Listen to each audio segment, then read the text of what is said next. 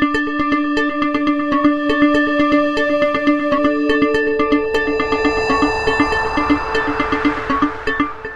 morning, everybody.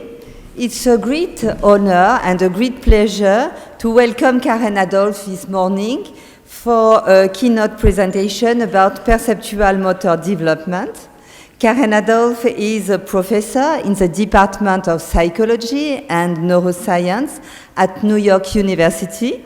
She has collaborated with famous developmental scientists such as Eleanor Gibson and also Esther Thielen. And I remember a long time ago how Esther Thielen was an active member of our research Gait and Posture Society. I remember also the very nice, passionate discussion about, do you remember, Marjorie, about emergence of independent walking with various point of view and sometimes opposite point of view and various methods of investigation. Passionate discussion because investigate how infants learn to walk and how they don't is a question very relevant, not only for developmental research, but also for other fields of research, such as rehabilitation and aging research, because learning, development, and adaptation are narrowly connected, and children has to take into account the changes of body when they have to propose and to adapt and to adopt relevant motor control. And precisely, one of the research interests of Karen Adolph is motor skill acquisition from infant to older adult, and also developmental transition during the lifespan. She proposed a very original approach that takes into account effect of body growth, exploratory activities, environmental context, and also social support, emotion, and culture. Karen Adolph leads the Databrary.org project to enable open video data sharing among developmental scientists. She received many honors and prestigious awards for her research and her teaching. I'm convinced that Karen has a role to play in our society. Thank you, Karen, for sharing with us your precious developmental results.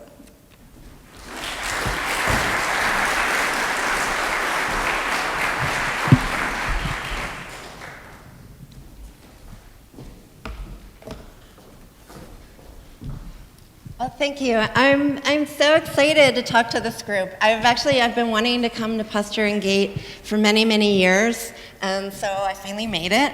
And it's really a great honor to be one of your invited speakers. I'm also really excited to be in Spain. I'm traveling with my daughter, Lily, who is the child in these photos. And she has been a participant in research on walking since she was born, actually even before she was born.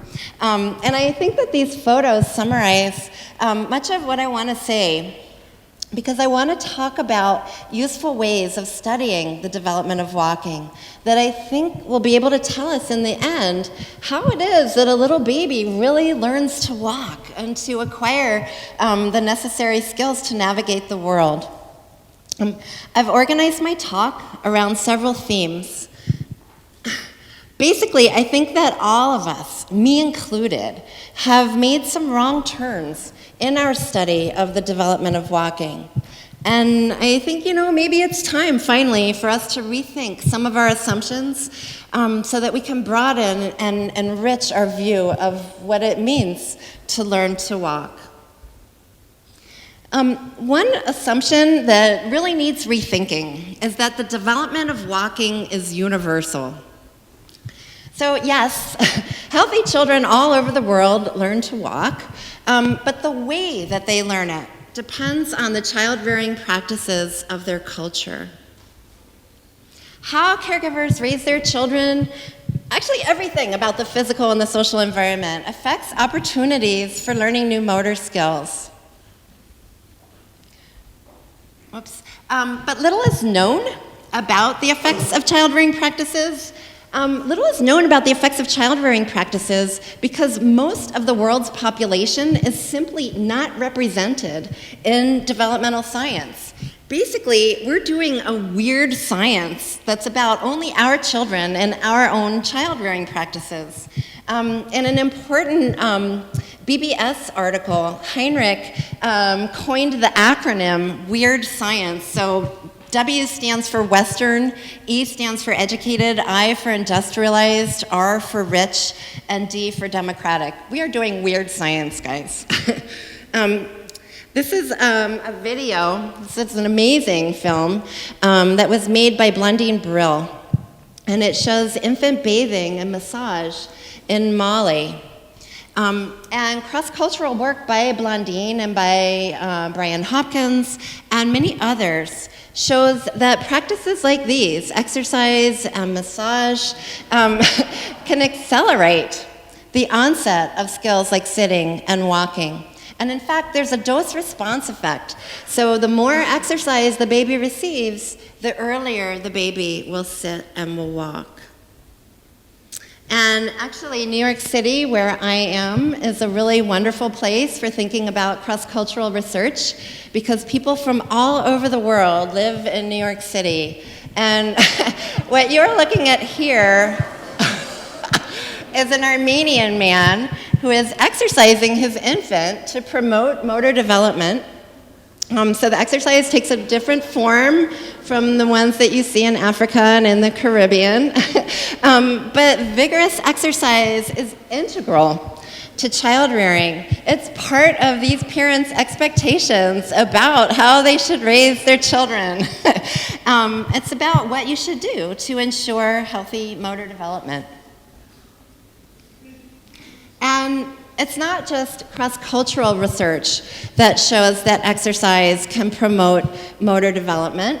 There's experimental data, and in fact, a very famous paper in motor development was Zalazzo's 1972 paper in Science, in which he had white United States infants who were randomly assigned to experimental and control groups, and he showed that just a few minutes of daily practice with newborn stepping will enable those children to retain the stepping movements for longer and will accelerate the onset of walking.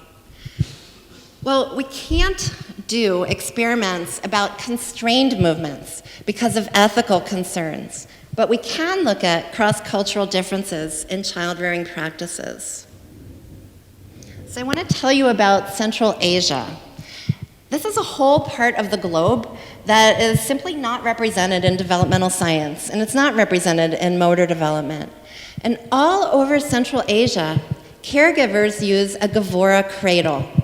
The cradle's not like a typical crib because there's no side railings. So the infants are bound into the cradle with wide straps so that they don't fall out. And they're cradled from birth till about 24, 30 months till they literally outgrow the cradle. And the cradle is not just for sleeping. It's also used to toilet the babies. So in the bottom of the cradle in the mattress, there's a little hole, and you put the baby's bottom right over the hole. And those things on the right of the slide are external catheters that go over, like the baby's parts. And so it drains the waste through the hole into a little bowl that you put underneath the cradle.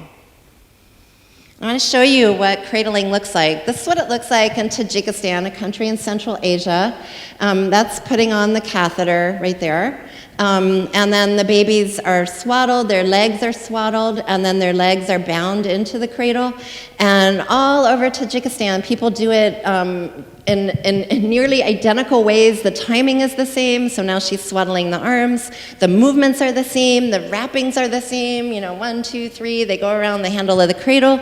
It's super, super fast. It takes like 3 seconds to catheterize a baby in Tajikistan. Whoops. And then the cradle is covered. So if it's cold, the baby's covered with a blanket, and then the cradle is covered with opaque cloths in the winter to keep them warm, and translucent cloths in the summer. It's really delicate up here. I'm going to try not to jump around too much.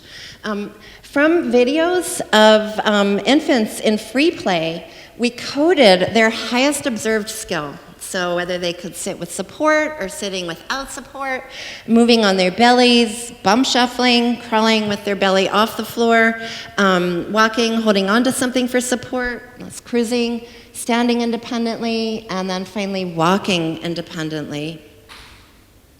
And here you are seeing the percent of infants in each age group and their highest demonstrated level of skill. So at 0 and 4 months, not surprisingly, the babies were just lying there. But what was surprising was that at 8 months of age, 40% of the infants still did not demonstrate any of these skills. And only 20% of them could sit independently. Only 16% of them crawled. So to compare, by 8 months, nearly all Western infants are sitting independently, and about 2/3 of them are crawling. By 12 months, only 50% of these Tajik babies were crawling, and none were walking. At 12 months, about half of Western infants are walking, and all of them are crawling. We didn't see walking in the Tajik babies until 16 months of age, and it still was just about half of them. And then finally, by 20 months, all of the infants, nearly all of the infants, were walking. And it turns out that there is a dose-response effect between cradle hours and motor skill. So how many hours the baby was cradled yesterday is related to their highest level of motor skill today. At the oldest and the youngest ages, there was not much variability in infants' motor skills, so almost all of the oldest 20 to 24 months olds were walking, and the youngest, littlest babies weren't doing anything. But between 8 and 16 months, where the babies showed variability in their skills, cradle hours predicted their highest demonstrated motor skill, even when we statistically partial out the effects of their chronological age. To measure skill proficiency, we video recorded infants walking over a gridded mat. So this is what one of the more proficient walkers looks like. And this is what one of the less proficient walkers look like. So slower and shorter steps, feet wider apart, and so on. Hours in the cradle predicted walking proficiency, controlling for age. So these graphs are showing you that speed and step length are related to how many hours they've been cradled. Infants who spend the least amount of time in the cradle walked faster and had longer step lengths than the babies who spent more time being cradled. We have unrepresented children in developmental research in the United States. In New York City, one of the largest groups of unrepresented children are children from undocumented immigrant Hispanic families. So these are families that are very low SES, and they're unrepresented because they're just like sort of the hidden children, but they're all over New York City. And children from these families achieve their major locomotor milestones at older ages than middle-class infants. So they belly crawl at older ages, they start crawling on hands and knees at older ages, they cruise at older ages, and they walk at older ages. And this is likely due to the fact that these low SES babies are growing up in tiny, cramped apartments. All right, so in New York City, we all live in tiny, cramped apartments, but these families are living in tiny, cramped apartments with multiple families. They have nowhere to move. When we ask them questions like, standard questions like, when was the first day that you saw Lily crawl all the way across the floor, 10 feet without stopping or falling, they'd say things like, today. And we'd say, what? Well, she can crawl. And they'd say, yeah, but she doesn't crawl on the floor. There is no floor. She crawls on my bed. And also, I don't know what you guys, but in New York, we don't have backyards. You don't let your child crawl or walk on ground because there's rats and poison and, stuff like that. And we can look to our own weird culture to see the effects of child rearing on motor development. It turns out that something as common and as everyday as a diaper can change the form of infants' walking movements. So we compared how babies walk in 3 conditions: while they're walking naked, while they were wearing a thin disposable diaper, and while wearing a bulky old-fashioned cloth diaper. And we tested novice 13-month-old walkers and experienced 19-month-old walkers. We assessed them in a standard test of infant walking. So the standard test, you get babies to walk as fast as they can along a straight line. So in this case, they walked over an instrumented walkway, a gate carpet, that recorded the timing and placement of each footstep.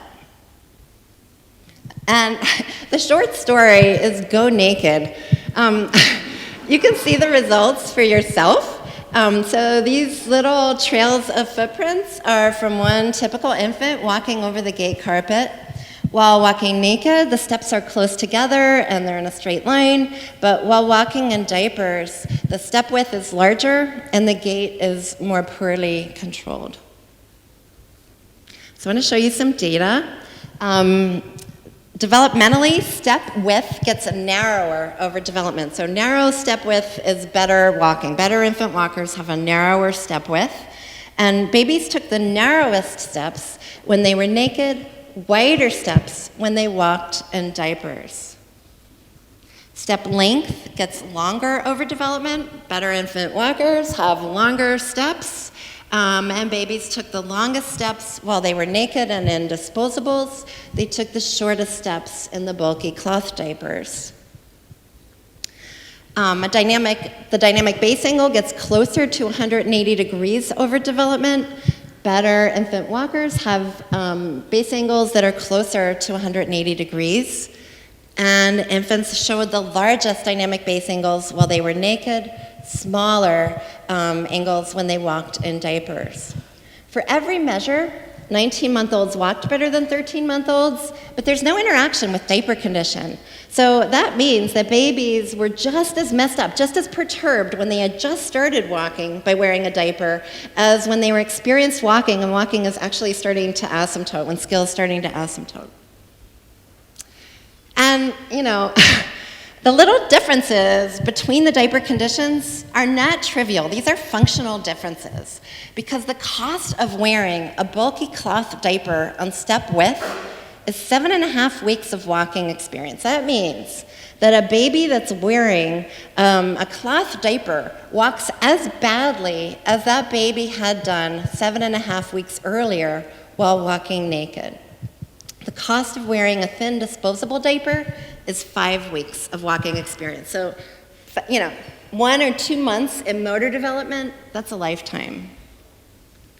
And the diapers not only make infants walk badly, it makes it harder for them to walk at all. While babies are wearing diapers, significantly more infants misstepped and fell compared with walking naked. So the point is, something as mundane, as integral to our child rearing practices as whether you're dressing your baby in a diaper can actually affect how babies move. Child rearing practices affect infants' bodies, it affects their environments.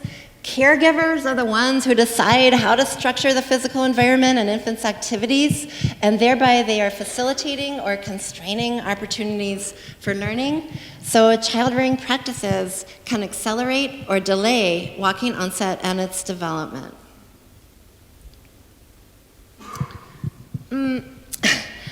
Milestones are, I think, the most popular way, really, to measure motor development, and it's been popular since Gazelle popularized the idea in the 1920s.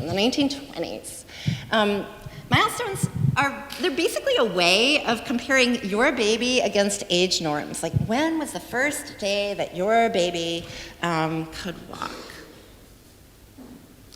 And it turns out, I just showed you data where I do it. Like, we all do all these things. But I guess what I'm saying is, like, there's a better way. Because it turns out it really makes no sense to think about walking onset in terms of a point estimate, the day when your baby learned to walk. Because that's really more like a guesstimate. This figure is a typical chart of postural and locomotor milestones. It starts with the baby's head in the carpet, and it ends with the baby walking or running across the room. And then skills are always rank-ordered from the least to the most mature. Age runs along the x-axis, and each skill has an average age of onset. And this whole notion of motor milestones is so deeply ingrained in our scientific culture. There's so many things wrong with the milestone chart. I don't know, I hardly know where to start. One problem is actually the assumption that skills have an onset age. Because what would that really mean? It's something like, before one day your baby can't do the skill, and then on some day now the baby can do the skill. So it's like there's like an on-off faucet for skill acquisition. You can't do it, and then boom, all of a sudden you can do the skill. So the notion of onset ages assumes a point estimate for the first day of acquisition. And this figure is showing you the development of standing in one baby. These are real data. And so this baby could not stand up until around 420 days of age, and then he could stand up every day after that. But it turns out that this kind of abrupt onset, for development of motor skill is really, really rare. Because most trajectories, in fact, 84% of trajectories for standing, for walking, for crawling, for every postural and locomotor skill that anyone has measured, it looks like the kid at the bottom. That baby at the bottom could never stand until about 480 days. But then he had some days where he stood and some days where he couldn't stand. So his trajectory is actually variable, and there's 21 oscillations between expression and non-expression of this skill. There is no on-off switch for skill acquisition. A second big problem with the milestone idea is the reification of particular skills, like crawling on hands and knees. So here's what we normally think of as crawling. The baby's crawling on hands and knees, but most babies who crawl on hands and knees also can crawl on their hands and feet. And about half of the babies who crawl on their hands and knees will have periods where they crawl on their belly or where they inchworm crawl like this. And babies bum shuffle and do all these weird crawls that use part of their butt and part of their knees. They can knee walk and not use their hands at all. They can log roll. And all of these forms have been documented. So postural and locomotor skills don't turn on like a faucet. They sputter in over days or weeks or months. And that means that there is no point estimate for onset age. There's only guesstimates. Every point estimate is an arbitrary approximation. And it's really important to remember that the items on milestone charts, they were selected by researchers, not by biology. In fact, most of the postural and locomotor milestones on any milestone chart were selected by Gazelle in the 1920s. And Gazelle, he liked rolling, and he liked hands, knees, crawling, but he wasn't that into pivoting or belly crawling or hands and feet crawling. He liked standing, he liked walking, he didn't really like cruising. He had documented every one of these forms. He documented 51 forms of crawling, in fact. But he only chose some of them for his original milestone charts. And now, why? But we are carrying on his legacy. Why? I don't know. We are. And finally, norms and standards simply don't represent the world. In the US, the CDC norms are normed on US infants. They're normed on legal citizens. So all those thousands and thousands of undocumented immigrants in New York City are not on the CDC norms. They're not anywhere.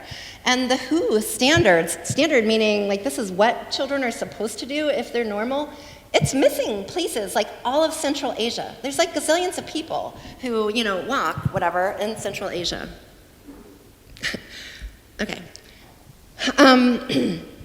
Traditionally, in movement science, we treat perception as a sort of tag-on to walking. And part of the problem, part of why we do that, is because we only study people walking on treadmills or over uniform ground where perception plays a minimal role. And part of the problem is the assumption that perception and action can, in fact, be studied separately. So it's kind of like we're going to figure out walking, and then once we've done that, we'll add in perceptual guidance. But I'm arguing that from a psychological view or from a developmental view, walking is perceptually guided. It's always perceptually guided. Infants learn to walk with perceptual guidance. Perceptual guidance is integral to locomotion because the physical environment is variable. It's always changing. And the physical environment develops. New parts of the environment open up as children's bodies and skills get bigger and better. Changing bodies and skills literally create new affordances of the environment. So, for example, change in the slope of the ground affects walking. And if you don't modify, your walking, adapt the way you're doing to the change in the slope, you're going to fall. So if you just try to walk normally down a slope, you will wipe out. So you need to use a braking strategy to curb forward momentum. And that means taking smaller, slower steps as the slant gets steeper and steeper. So you need to curb your forward momentum. And infants learn to modify their walking in perfect accordance with the degree of slant. So these are data from one infant walking down slopes. More steps here means a smaller average step length, and it's good to take smaller steps on steeper slopes because it curbs forward momentum. And you can see a gorgeous correlation between step number and the degree of slant. This baby is modifying his step length in accordance with 2-degree changes in the degree of slant. And we found beautiful correlations like this in a whole sample of infants after 3 weeks of practice walking down slopes. The gait modifications are prospective and planful, not reactive. So this is an overhead view of our apparatus. There's a flat starting platform, and then a middle sloping section, and then a flat landing platform. And these are footprints. This is actually the same baby that I've been showing you while walking down an easy 6-degree shallow slope. And you can see there's large, evenly spaced steps all the way down. Now, look at her footfalls while walking down a steep slope. So the baby, like I showed you, shortened step length on the steep slope. But look what the baby's doing on the starting platform before going over the brink. That cluster of footfalls at the brink of the slope means that the baby had decided to modify walking patterns before stepping over the brink. And all 25 infants in the study had data like this. Only way to do it is to use visual information about the degree of slant relative to your own abilities. I can't resist telling you about our cliff studies. This is an adjustable drop-off apparatus, so it can create very small drop-offs that are like a step, and a step affords locomotion, or it can create really, really large drop-offs that are like a cliff, where locomotion is impossible. And the drop-off is designed to be like the famous visual cliff, except that in this case, this is an actual cliff.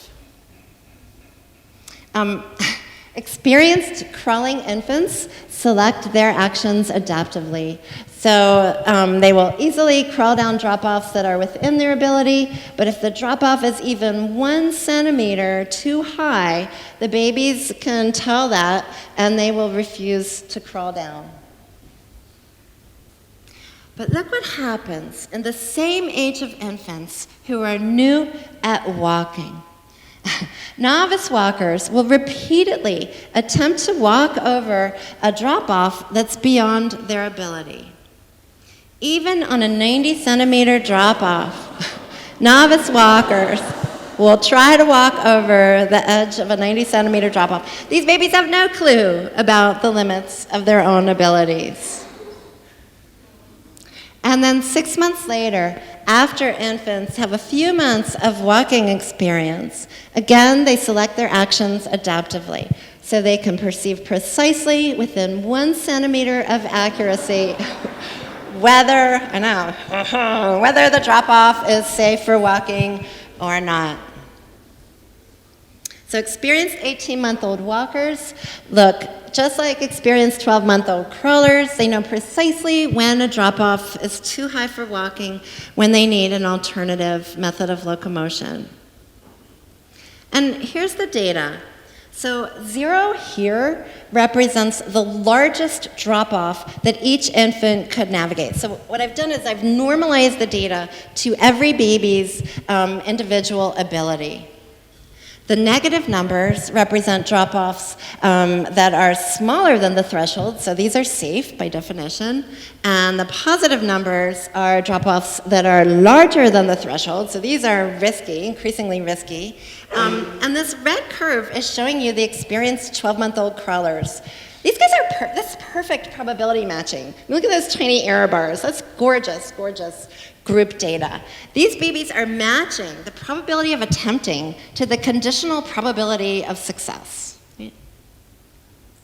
And here in blue, I've added in the novice walkers. These guys vastly overestimate their abilities. They attempt drop-offs that are 9 centimeters too large on around 75% of the trials. They'll attempt that 90-centimeter drop-off on 50% of the trials. This group is the same age as the crawlers, but they had not learned to perceive the relation between the drop-off and their new locomotor abilities. And now I've added in the 18-month-old experienced walkers in green. They perceive equally well as the experienced crawlers. This means that infants are coordinating perception and action through experience with that perception-action system. Crawling experience teaches infants to perceive affordances for crawling. Walking experience teaches infants to perceive affordances for walking. I think that longitudinal data show very dramatically that there's no transfer from an earlier to a later developing perception-action system. So this is a typical infant in the first week of crawling, and they really have no idea how steep of a, I know, that's an error. They have no idea how steep of a slope they can crawl down. But after 10 weeks of crawling, just everyday crawling experience, now they only make mistakes about half the time. So half the time they can correctly reject a slope that's too steep for crawling and go down backward feet first or avoid going. By 20 weeks of crawling experience, they have really fast and efficient exploratory movements, and they can tell precisely within 2 degrees of slant whether a slope is safe for crawling or not. But then when those same babies now stand up and face the same slopes as novice walkers, they have no idea how steep of a slope they can walk down. And so they try impossibly steep slopes all over again. Errors are just as high as they were in the first week of crawling. And then after 10 weeks of walking experience, again, errors have dropped to about 50%. So there's 2 distinct learning curves. Learning is no faster the second time around. There's no savings. They have to start all over again. And one reason why infants may fail to transfer what they've learned as crawlers to upright walking is that with walking, they have a new vantage point on the world. So one result of switching from crawling to walking is that it's altering infants' view of the world. The ability to crawl and to walk literally affects what babies see.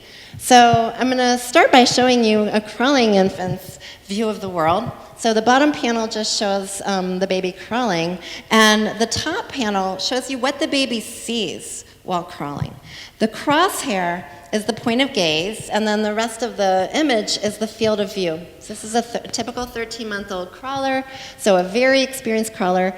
When babies are crawling, they're looking at the floor right in front of their hands. That's all they can see. And this is what a walking infant sees. So this is a 13-month-old new walker, same age as the crawler you just saw. The whole world is in their field of view. And here's the results in a nutshell. These schematics are actually drawn to scale, and they show the average field of view for crawling and for walking. While they're crawling, infants are seeing mostly the floor. While they're walking, they can see the whole room. Why is that? It's because vision is embodied. While you're crawling, your head is pointing down. And when crawlers try to crank their head up as far as their neck can go, they can only see the bottom of the far wall. And we know this because we put motion tracking markers on infants' heads. And when they're walking, they can point their head to the ceiling or down to the floor. Learning to walk is always perceptually guided. What do infants learn? They learn to perceive and to exploit new affordances for action. Part of the learning includes discovering and honing the right exploratory actions so they can generate the necessary information for perception. Learning from an earlier developing skill doesn't transfer to a later developing skill. Why not? Because new skills create new affordance relations. New skills mean new information gathering systems. The affordances for crawling and walking are different because the relations between the body and the environment are different. And there's different vantage points relative to the ground. There's different haptic and proprioceptive information. There's different forces. There's literally different body parts that are involved. I think perhaps the biggest wrong turn in the study of infant walking is conflating gait with walking, because gait is rarely walking. Natural locomotion is walking, and natural locomotion is the phenomenon that we ostensibly want to understand and to explain. So I earlier showed you a video of the standard test of infant walking where you get babies to walk continuously along a straight, flat path. But actually, a lot of the time, this is what really happens. Babies stagger, and they fall, and they wander out of the recording area, and they sit down, and even when they go to the edge of the carpet, they may have entirely different goals. They don't want to walk in a straight line. They want to do whatever it is that they want to do, and it typically can take 10 trials to get 2 nice, straight, fast walks out of a baby. So, after 25 years of trying to convince infants to walk down gate carpets and to descend slopes over and over again, whatever, I finally thought to ask, how do infants really learn to walk? So we collected the first corpus of infants' natural locomotion. This is a schematic drawing of my laboratory playroom, and that long rectangular thing is a gate carpet. And that's what infant walking really looks like. That squiggly blue line is the typical path of a 13-month-old infant in 10 minutes of spontaneous activity. Natural locomotion is varied. Infants repeat things, but they're not repeating alternating leg movements. It's not periodic gait. They're repeating things like going up and down that slide over and over. And they're never doing exactly the same thing over and over again. As Nikolai Bernstein, the famous movement physiologist, put it, it's repetition without repetition. Let me show it to you in a different way. These are data from a standard gait test on a protokinetic Xeno walkway. And here's data that we also collected on the protokinetic walkway. And this, and these. These squirrely, twisty, turning paths. This is how babies really walk when you just let them walk however, wherever they want to walk. So the thing is, we can actually collect and quantify natural gait, so gait out of natural locomotion, just like we do in the standard gait test. So if the floor is instrumented, and in our case we're using the protokinetic mat, babies just play. So the babies are just being babies, and the floor is recording their footsteps. And the babies are just running around, and they're just acting like babies. And then later, you can process the behaviors, so you can opportunistically measure infants' gait during natural walking. You could measure the same parameters during natural gait that you measure in the standard gait test, Except this is natural gait. This is like real walking, what babies really do, instead of artificial gait, doing that straight line standard walking test. This is just babies walking.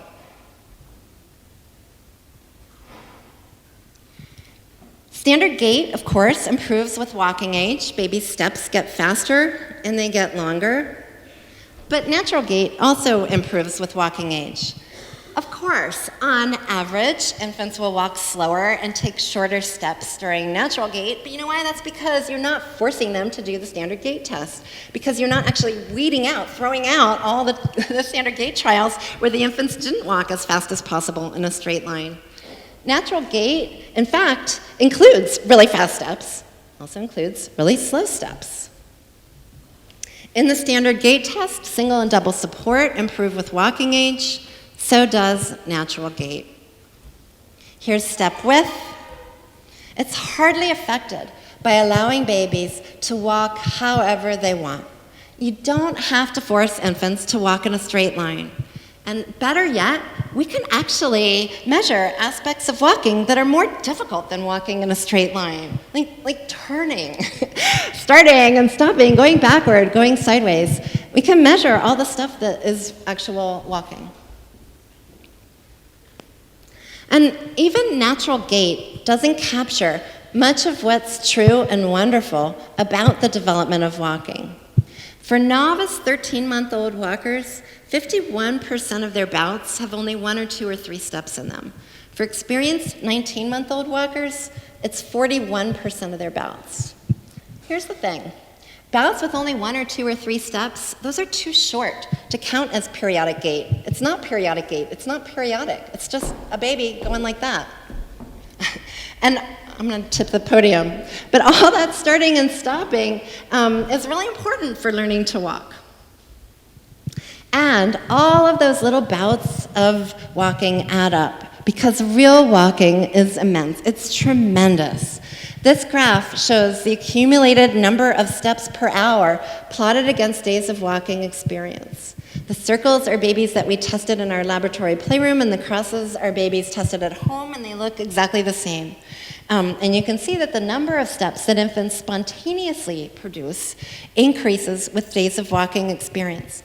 This is spontaneous activity. Infants don't have to walk at all, but they do walk. They walk a lot. The average toddler takes 2,368 steps an hour. So the average toddler is taking 2,400 steps an hour. That's like 14,000 steps in a waking day. And they travel immense distances.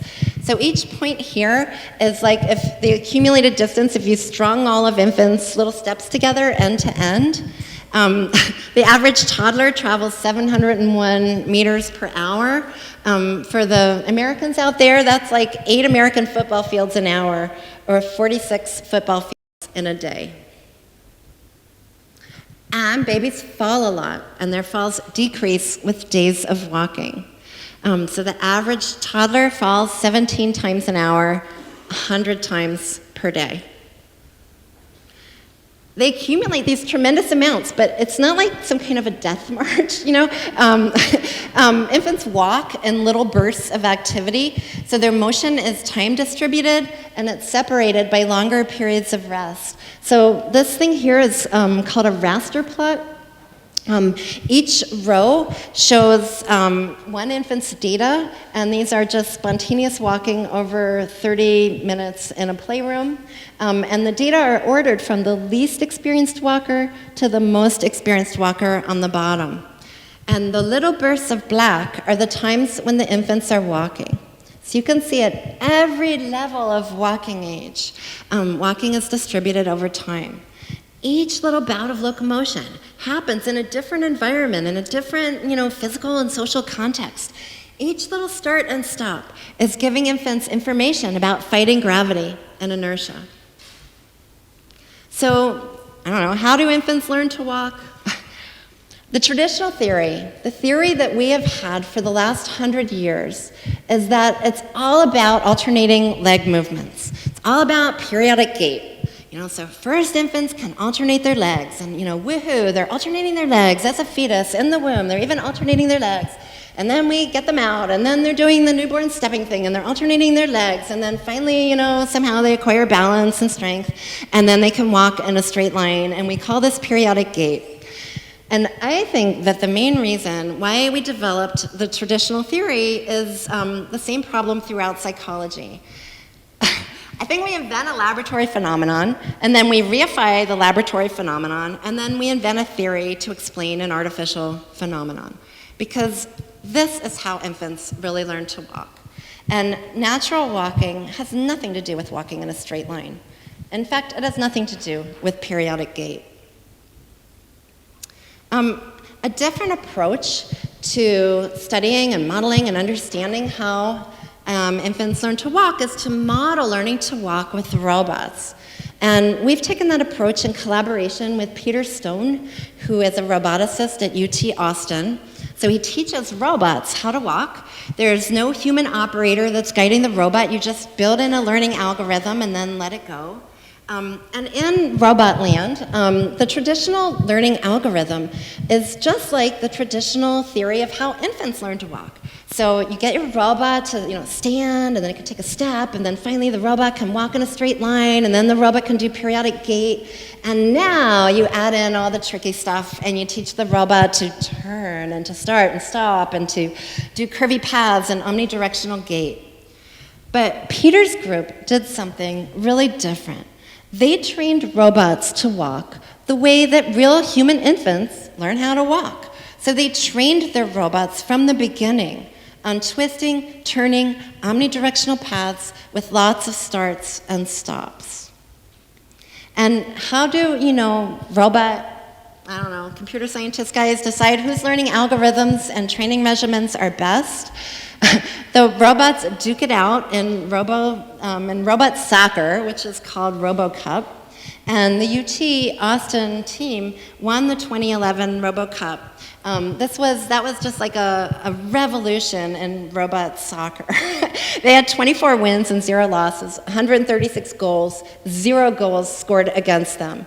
This was 2011 was like the change year in RoboCup. And the UT Austin Villa team also won the 2012 RoboCup, and they won in the real robot division. What's so fabulous about RoboCup is that the robots are evaluated in a functional context. They're evaluated in a variable environment that's filled with objects, with surfaces, and with other agents. And the walkers have goals. Literally, they're trying to get goals. So in that sense, soccer's like real life. It's unpredictable, it's novel, it's variable. To summarize, if you train robots with actual baby paths, which you can do because you can simulate the robots, you can just give them baby paths as their learning algorithms. So you train them like with that blue squiggly line that I showed you, then baby trained robots could beat every other team in the 2011 and 2012 RoboCups. So babies learn to walk exactly as they should if you want adaptive functional locomotion, not periodic gait. Natural locomotion is walking, not periodic gait from the standard gait test. Walking improves because infants' natural walking yields immense amounts of variable and distributed practice. Natural walking is omnidirectional, it's full of starts and stops and turns. Natural walking is not periodic gait, it's just not. And I think that we can and we should be measuring natural gait because it reveals the same things about development as the standard gait test, plus much, much more. We can ask how fast infants can walk in a straight line, but we can also ask how fast they can walk in a curved path. We can ask about starting and stopping and turning, all the characteristics of natural walking. And finally, training protocols for clinical interventions maybe should be based on natural walking instead of on standard gait. The standard gait thing hasn't worked. Maybe, helping people to walk as they naturally walk might have a better chance of working. And I want to end with a few words about my last suggestion, which has to do with video data sharing and reuse. So I'm leading a project to build the community and the cyber infrastructure for open sharing of video data among developmental scientists. There's lots of ways of recording locomotion and its development, and I've listed some of those methods here. But for every kind of action, video provides a richness that's not captured by the other methods, and it provides a face validity of the other recording methods. Video can be so easy and so cheap to collect that we can forget, how rich and how useful it is for analyzing locomotion. So video can actually capture the richness and the complexity of behavior. You can see locomotion contextualized. You can see what makes infants start and stop and fall and where they go and what prompted them to go there and the length and the spatial trajectory of their locomotor paths. These kinds of behaviors are infinitely rich, and they're all available on video. To take advantage of the richness and the complexity of video, we need tools. Data View is a free open source tool that allows you to score and explore and to visualize your video data. So you can see, you can use Data View to see what's going on as you stream your motion tracking or your EMG data along with the video. Data View has a full user guide, it has a support forum to post questions and answers, and it has a best practices guide to make your life easier. Databrary is a library for housing raw research videos, coding spreadsheets, codebooks, and other metadata. The aim is to promote open sharing and reuse of research videos among developmental scientists. And I want to say, video is special. It's different from brain imaging or motion tracking or any other kind of flat file data, because video can speak for itself. It's largely self-documenting. You can see exactly what the researchers did and how the participant responded. So there's no issues with data provenance. And that means that other researchers can reuse or repurpose videos that were collected in somebody else's lab. So they can ask questions that go beyond the scope of the original study. They can ask questions that the original researcher had never even imagined. By sharing our videos, we can increase scientific transparency and we can speed progress. And behavior is forever. It's always interesting, even 100 years later. And Databrary has 100-year-old data from Gazelle. It has the Gazelle archives, and Databrary will store your data indefinitely. So this is the splash page for authorized Databrary users. There's buttons for browsing and for searching. So you can have a look, you can register, you can store your videos, share your videos, and reuse other people's videos. So I've offered 5 suggestions for how we might study how babies learn to walk. I think we should take child-rearing practices into account. I think we need to get beyond milestones and onset ages. I think we need to consider perceptual guidance as integral to walking. I think we need to get over alternating leg movements. If we want to understand walking, we've got to measure actual natural walking. The technology exists for all of this, we just need to do it. And I want to suggest that we should share and reuse video because it will make our science go faster and it'll make us better. Thanks. That's it.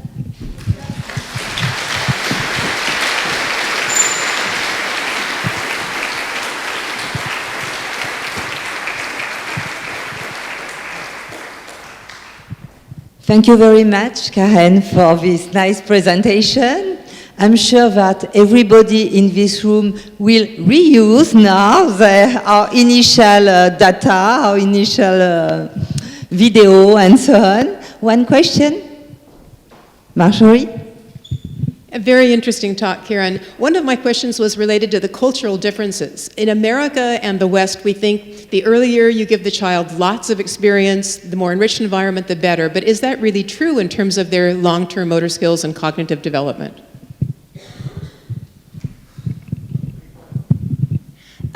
So we don't know, and there's no reason to believe that it is. It's true for the short term, because if you can't move, you can't go see what's around the corner, go check out the other room.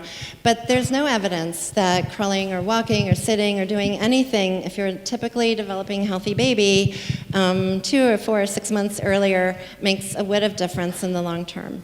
And there's no evidence that babies who have earlier onset ages or are better at walking at younger ages are going to grow up to be like, wonderful athletes or anything else. So like those babies in Tajikistan, thank you, we just got a grant to follow them up. But we were doing all the data collections in children's homes. And so we're filming these babies who really did look delayed relative to what we were used to seeing. But their older siblings, like the 3- and 4-year-olds, are running through the video screen in the background, and they look really good. So now we'll be able to follow them up and see whether there's some kind of subtle differences. I mean, the one thing I can tell you for sure is that everyone in Tajikistan, at least, has a flat head, so they all have brachycephaly. Which there's no, if they were in New York City, they'd be wearing helmets, but there's no reason to think that they need to do that. We don't even know, Marjorie, whether occluding the cradle with the covers is bad for development. So they sit at older ages, but like their object exploration looks the same as age-matched babies, and there's no effect of cradling on object exploration, for example. So this sounds hokey, but I think it's true. The babies in Tajikistan, they're not like Romanian orphans or, Chinese orphans strapped into their cribs or something. These children are part of the family. They have that cradle so that they can keep the baby safe, and it has a handle, and they carry the kid around with them. If the baby makes any noise or fusses, they rock the cradle or feed the baby in the cradle. These kids are loved. I think maybe, you need love. But many of our views about what you need for motor development, all of our views really, were developed with our weird science on our weird babies. So Piaget's views and Ellery Gibson's views and every famous person's views and all the less famous person's views, they're all views about our own kids where we think that it's really critical to be moving at earlier ages if you want to learn. You need to move eventually. But like those kids in Tajikistan, everyone in Central Asia walks and talks and wages war just like we do. So.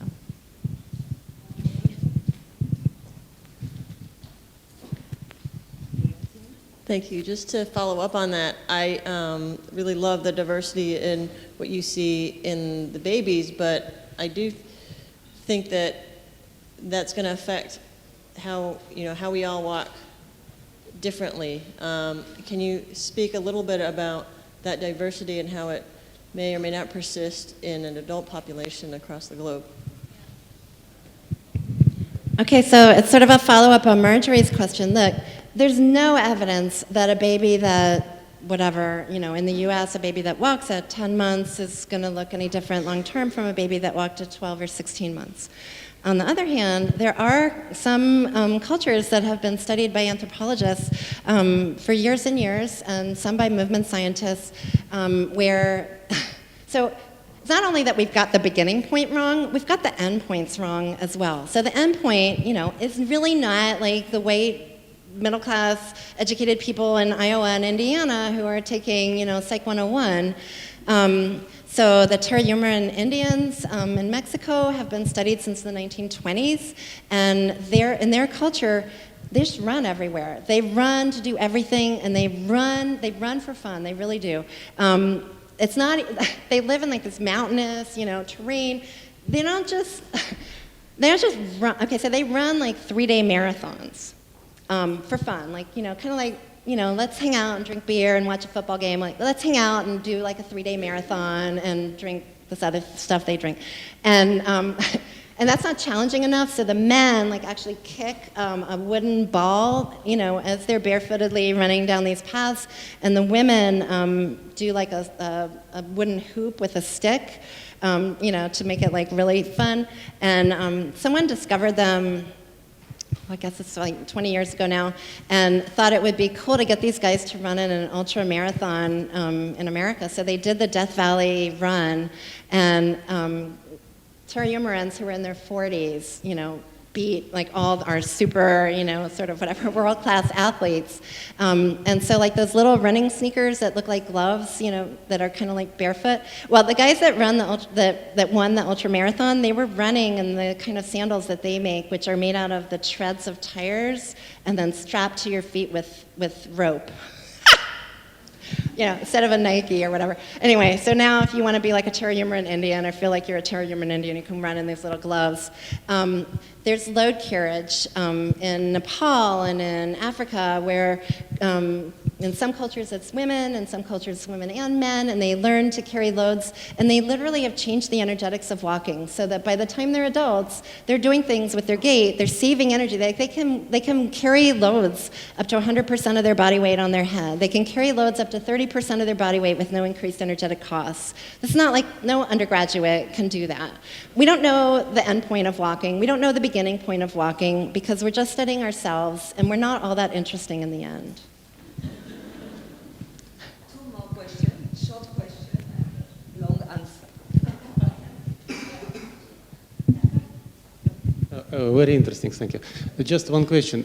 Maybe there are no rigid milestones, but still there is also an opinion about so-called critical developmental windows. What do you think about these windows for locomotion?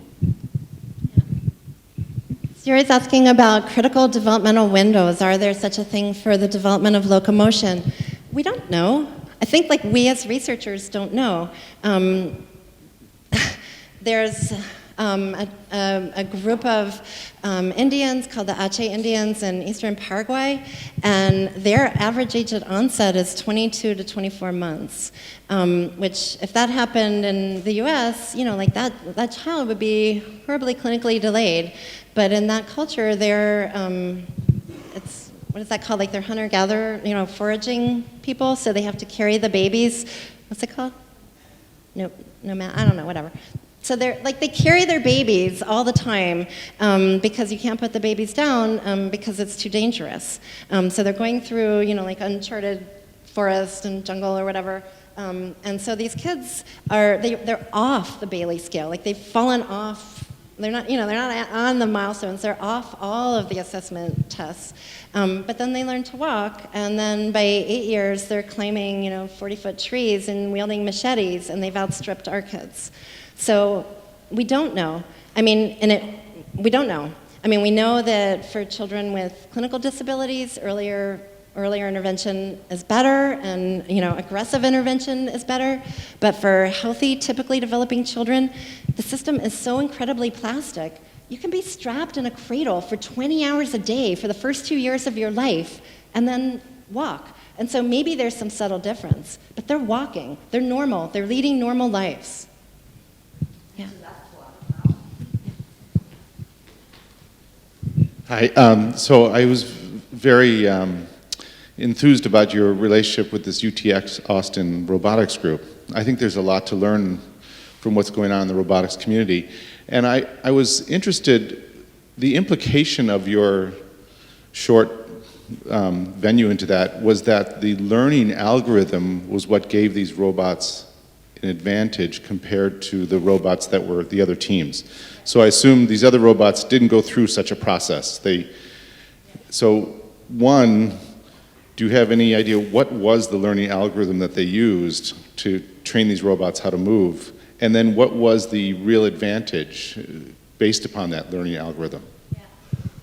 So in RoboCup, they have different divisions. So they have like the simulated bipedal division and the simulated quadrupedal division and the real robot bipedal, blah, blah, blah. And so the rules are you have to start with the body, that everybody has to start with the same robot body, right? So the only thing that you can mess with is the learning algorithm. And so everybody had been playing with algorithms that were about periodic gait. And then like once the robots were doing that, adding in twists and turns and whatnot. And so all Peter did that was different was train the robots on omnidirectional gait from the get-go. So essentially, baby gait. And since we have baby gait that we can give him, he can run our baby's gait. Like this is, like here, let's try out this whatever month-old walker. He can put that out, he can train a robot on that baby's actual paths, and then like get a team of robots like that and then play those baby-trained robots in the simulated robot division. And then the way this thing works is that like if you wipe out the entire league, win every single match, and then they publish what their learning algorithms are. And so in 2012, other teams were like, we want to win too now. And so now they're doing that. And so now the whole RoboCup is different. Like it's all been altered by this revelation We don't have to start with periodic gait. That's not, that's not going to win RoboCup. And I'm suggesting that's not going to get babies to walk. They don't walk like that.